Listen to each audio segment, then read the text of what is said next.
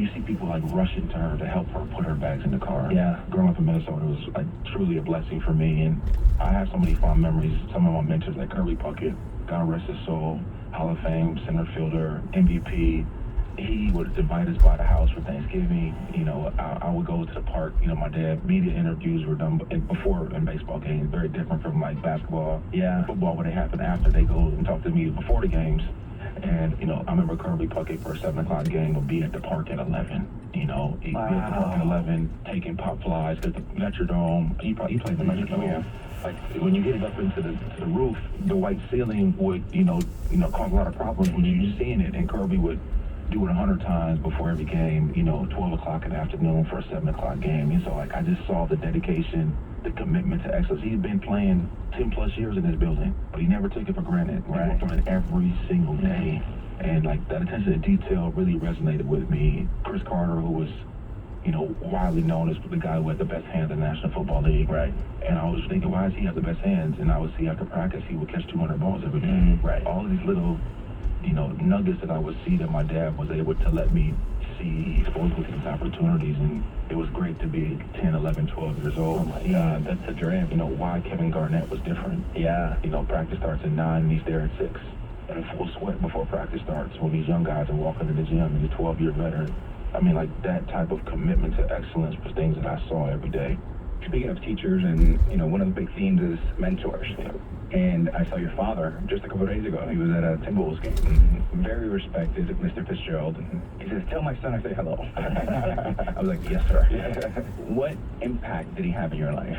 I mean, my father and my mother were the catalyst, you know, for everything. And my mom and dad, they worked two opposite ends of the spectrum. My dad, you know, sports journalist for 44 years now in the Twin Cities area.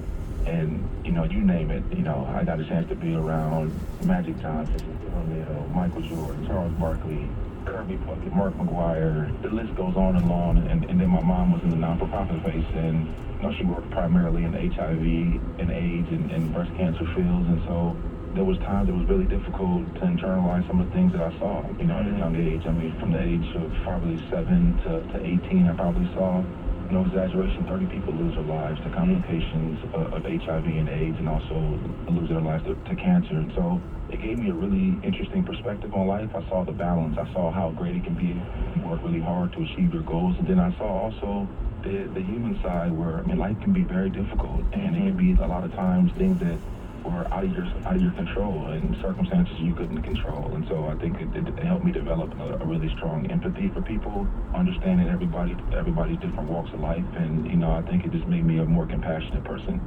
Larry, so I've talked to Jason a lot about this. Like, I'm a byproduct of some great mentors, Magic Johnson being one of them. I remember 25 years ago, he took me out to Mastro's in LA, and it was supposed to be a 30-minute meeting. We sat for like 3.5 hours, and he literally gave me this playbook. And I still have notes from that.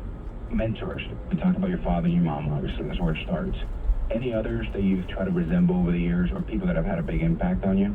So many, and I would include you in that. And Magic Johnson was similar to me. I met him out at the Milken Institute 14 years ago. We were on a panel together about sports, and after the panel, he spent 30 minutes with me. There's so many people around him at the Milken Institute, and he gave me his undivided attention. He told me, Larry, you know, you have an opportunity right now when you're playing, you know, to really maximize the relationships that you have. And he pretty much told me every city I would go to, I'd reach out and have lunch. And I did the exact same thing. I go to Dallas, and I would sit down with Mark Cuban, invite him down, and try to get as many teammates. I could go to New York, and John Waldron from Goldman Sachs would come talk to us. I go back even further, you know, in 2007, I was in New York, just at a random New York Knicks basketball game, and I'll never forget, this guy came up to me, introduced himself. He said, hey, my name is Frank. I said, hey, Frank, nice to meet you. He said, I've been following you for a long time. I said, that's awesome. He said, my daughter went to Syracuse while you were at Pitt, and I think you have a really bright future. I was like, I'm thinking to myself, I'm 24 years old. What does he mean I have a bright future? I'm just starting my career. I'm in my 4th year.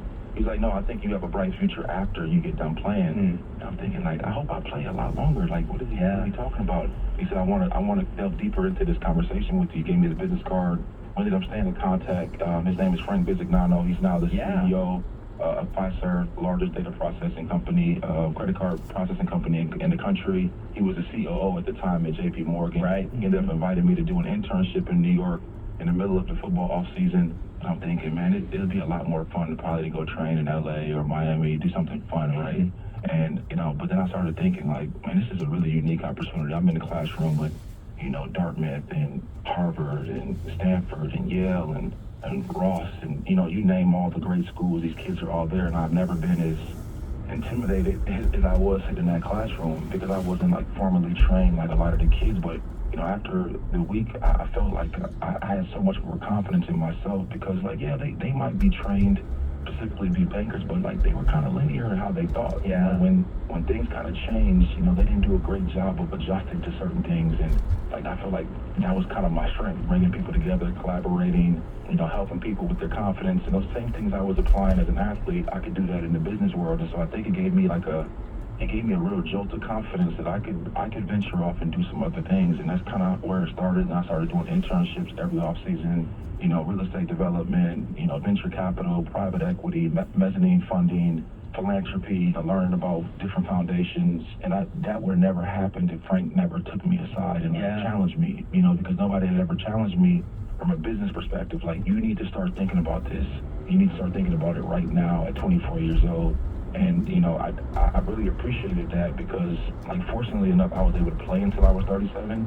But Alice, how many great athletes come and they have all the promise in the world, but one bad step, blow a knee out, or a great pitcher that's got unbelievable command and doesn't have Tommy John, they're never able to regain what they had in the past. So, like time is of the essence if you think about it, because we're on borrowed time. Like, you can play 22 years if God blesses your life, but in reality, that's not going to happen for most, right? Yeah. So I think you just have to be proactive in how you approach mentorship, and just be open to it. Stay tuned for more of our interview with NFL legend Larry Fitzgerald. You're listening to The Deal with Alex Rodriguez and Jason Kelly on Bloomberg Radio. You're listening to the Podcast Spotlight Hour on Bloomberg Radio. World markets, headlines, and breaking news 24 hours a day at Bloomberg.com and the Bloomberg Business app. This is Bloomberg 1130. Now, a global news update. 4 bills are expected to be voted on and passed in the House today that cover a range of foreign topics, including Ukraine. The first 3 bills would send aid to Ukraine, Israel, and Taiwan. The 4th bill would sanction Iran and seize Russian assets to help fund Ukraine, and includes a measure to ban the social media app TikTok. New Yorkers and others across the country are being warned about botched Botox injections. Andrew Whitman reports. The Botox is bogus. City Health Department Friday saying 3 people have had to go to the ER after their beauty shots led from everything from double vision and trouble raising their arms to difficulty breathing. The World Anti-Doping Agency is coming under fire following a media report claiming nearly 24 Chinese swimmers competed in the 2021 Tokyo Olympics after using a banned substance. U.S. Anti-Doping Agency called the lack of action against China, quote, a deep betrayal of all athletes who compete fairly. I'm Rob Bartier. And I'm Dan Schwartzman in the Bloomberg Newsroom. Here's some of the stories we're watching. As you've been hearing on Bloomberg, the U.S. House finally advancing the $95 billion aid package for Israel, Ukraine, and Taiwan. The House is scheduled to vote sometime today on the bill, which also has a provision to force TikTok's Chinese parent company ByteDance to divest her face being banned in the States. The Senate is expected to vote in the coming days after overwhelmingly passing similar legislation previously. Mexico's leading presidential candidate Claudia Sheinbaum said in an exclusive interview with Bloomberg she expects Petróleos Mexicanos, the world's most indebted oil producer, to refinance its bonds ahead of upcoming maturities in 2025. Bueno, tiene que ser necesariamente el 2020. By necessity, it has to be in 2025 because there is a maturity of part of the debt coming up in the next year, and we have to work on that. Most likely, the current Pemex CEO and president are going to leave us with a long-term plan. Sheinbaum spoke at Bloomberg on the sidelines of Mexico's annual banking convention in Acapulco. In a landmark win for unions, employees at a Volkswagen factory in Tennessee voted to join the United Auto Workers. The vote was a landslide win for the UAW, which has long had trouble winning over plants in the South. Workers at the factory say the record contracts won by the union over Detroit's Big Three last year was a major catalyst for the historic vote. The UAW is next looking to unionize workers at a Mercedes-Benz plant in Alabama, where workers will be voting in May. It's 420, the unofficial marijuana users' holiday. The cannabis investors have already been celebrating. Bloomberg's Tracy Jonke explains. The hope among investors who have been diving into pot stocks is that the Drug Enforcement Administration will soon reclassify cannabis as a controlled substance with medical benefits like Tylenol with codeine. Marijuana is currently grouped with heroin. The change could make it easier for cannabis companies to do business.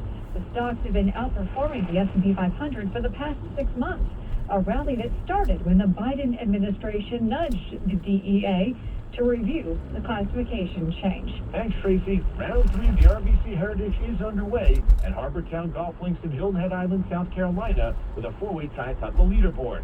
Seb Straka, Colin Morikawa, Tom Hogue, and JT Poston are all at 11 under. Runaway Masters winner Scotty Scheffler starts the day at 8 under.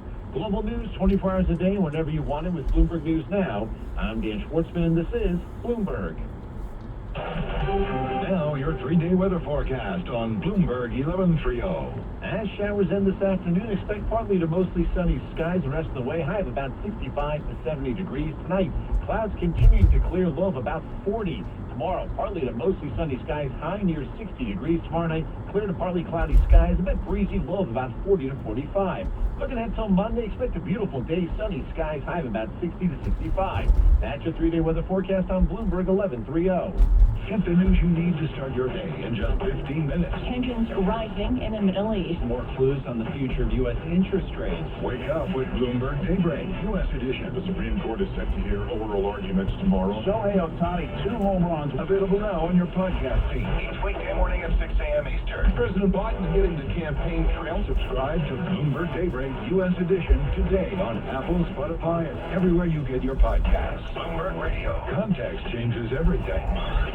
With the highest number of young STEM graduates per capita in the EU, Ireland has the people and skills your company needs to succeed here. IDA Ireland, the National Investment Development Agency, can help you find and nurture the people you need to internationalise and thrive. Our talent is just one of the extraordinary benefits Ireland has to offer. Learn more at idaireland.com. Invest in extraordinary. The biggest story of our time revolves around one name, Elon Musk. On the latest episode of Elon Inc., we talk about Tesla layoffs. Some people got the email at 3:30 in the morning, and the email saying that you were laid off went to your personal email. So if you woke up and commuted to work and didn't check your personal email, the security ran out and were like, sorry, you can't come into the building. From Bloomberg Business Week, this is Elon Inc. Listen wherever you get your podcasts.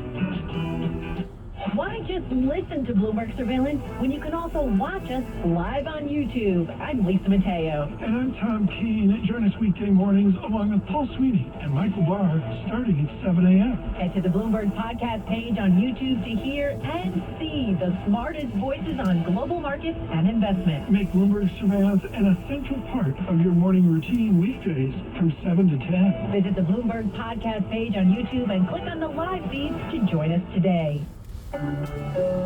Dear Calvary Hospital, when my mother's Alzheimer's was untreatable by ordinary hospitals, we brought her to the world's best palliative care hospital and hospice, Calvary.